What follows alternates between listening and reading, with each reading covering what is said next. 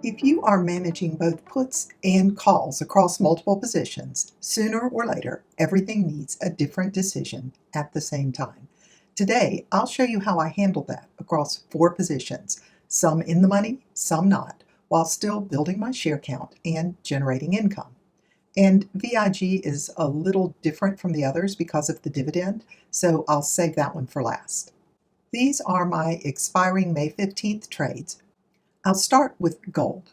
Both the put and the call were out of the money, so this wasn't a repair situation, but I chose to roll both of them out to June. That brought in additional premium, and I used that income to add shares. So even when nothing is under pressure, I'm still resetting the position for the next cycle and growing the share count at the same time. My first trades today are going to be on gold. I have a $415 put expiring just out of the money, and I'm going to roll it straight out. A 34-day roll will bring me just about $1,000. It filled at $10.32 a share. My $465 call is much further out of the money, so I know I will generate a smaller credit for this roll. But I am going to keep the same strike price because if the share price of gold recovers, I would like to participate in that increased capital gains. And since it didn't fill, I'm going to drop my ask to 135. And since it doesn't seem to be filling, I'm going to cancel it. And since I'm confident this $465 call is going to expire worthless at the end of the day, and I have 251 shares, I'm just going to sell a new call rather than roll. There is an offer of $136 per share, and it filled at $141. I'm using $61,500 to secure the put, and my annualized rate of return on this trade is almost 18%. Since the current price of gold is $417.10 and my adjusted cost basis is $391.40, I'm going to use the larger number to represent the collateral value for the covered call. And now I'm going to buy 5 shares. And that filled at $417.08. So I spent $2,085.40 to add those shares to the account. This put and this call are now closed. And a quick accounting of my position in gold right now. I have spent $99,156.26 out of pocket.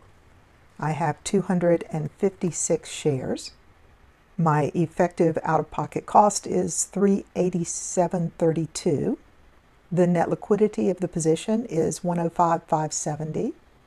And my current profit on gold is $6,413.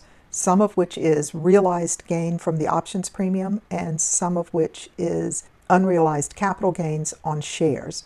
The thing I notice is that when I last assessed my profit and loss on March 31st, the price of gold was at $428. So even though it's dropped $11 a share, I have added shares and lowered my average investment per share by several dollars. So the options trades are softening the volatility and allowing me to build this position without worrying so much about these fluctuations in the share price.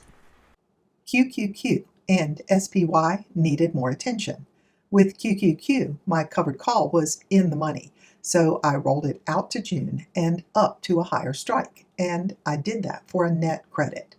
On the put side, I let my current put expire out of the money today, kept the full premium, and then sold a new put going into June. I also added shares here, so I'm continuing to build the position while I adjust the options. So I'm improving the structure, keeping the shares in play, and still generating income at every step. QQQ is down just a little more than 1% today. And the only position I have expiring is this $600 put. And I'm going to roll it out to June 18th with a strike price of $650 and add a few shares. By increasing the strike price to $650, I'll bring in at least $427, maybe just a little bit more. The price shifted a little bit while I was placing the order, so I'm going to drop my ask. It doesn't look like it's going to fill, probably because the expiring position is so far out of the money. I'm going to cancel it. Since I still have plenty of cash available as I am slowly buying into these positions, I'm just going to leave this $600 put to expire at the end of the day, and I will sell a new one outright. And it filled at 421, and I will buy 5 shares. And that filled at 711.65. This new cash secured put with a strike price of $6.50 and a 34-day term gives me an annualized rate of return of almost 7%, and I paid $3,558.25 to add 5 shares to the account. My 182 shares mean that my average investment per share right now is $569.19. The net liquidity of the entire position is $122,406, giving me a current profit of $18,812.81 on QQQ. SPY follows a similar pattern on the put side.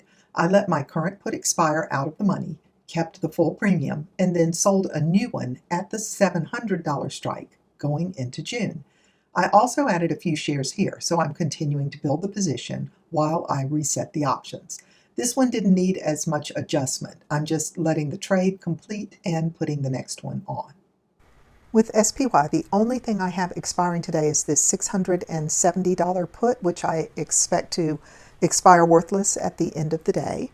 So I'm going to leave it alone and sell a new cash secured put with a $700 strike price expiring on June 18th. I can expect to receive about $380. It filled at $376, and I will use that income to offset some of the cost of adding 5 shares to the account. So I received $375.34 for selling the new put, and I spent $3,713 buying 5 shares. My adjusted cost per share is $637.18. The net liquidity of the position is about $123,970. And my current profit is just over $14,000. Now, VIG is a little different. Here I have a covered call that I don't want assigned, especially with the dividends coming up. So I rolled that call out and up about 2 months past the next ex-dividend date to keep the shares in the position. On the put side, I let 2 puts expire out of the money and then sold a new one at a higher strike price, or a level where I would still be comfortable being assigned before the next ex-dividend date. So this one is more focused on holding the shares and positioning around the dividend while still bringing in income.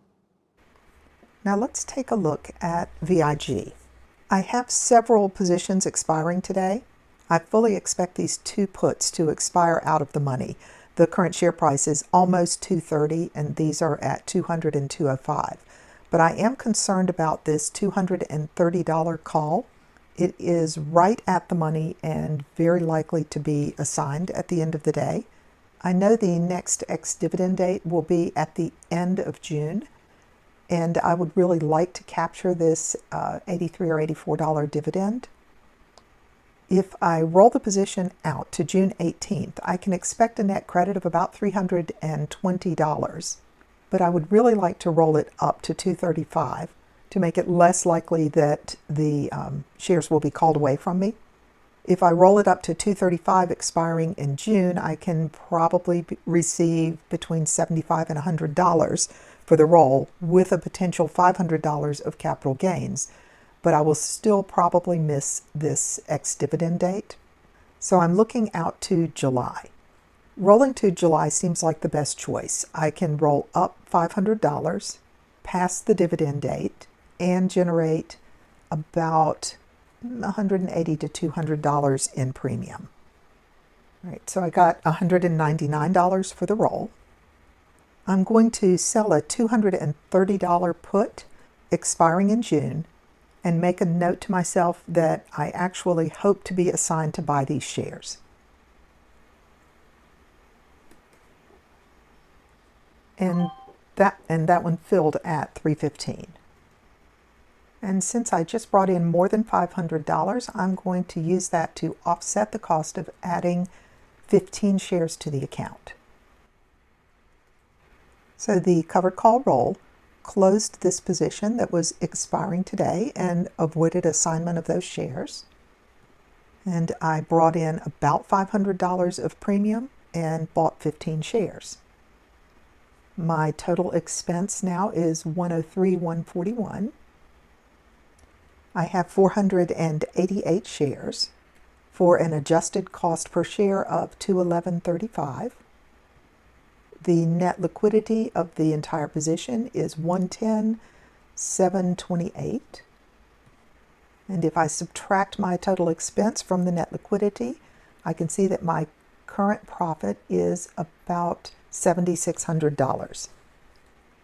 And I know that sometime late in June, I'll receive a dividend payment. I'm not sure how much it will be, but I do know that my last cash dividend was on April 1st for close to $400, and at that time I only had 463 shares, so I can expect the next dividend payment to be about $400.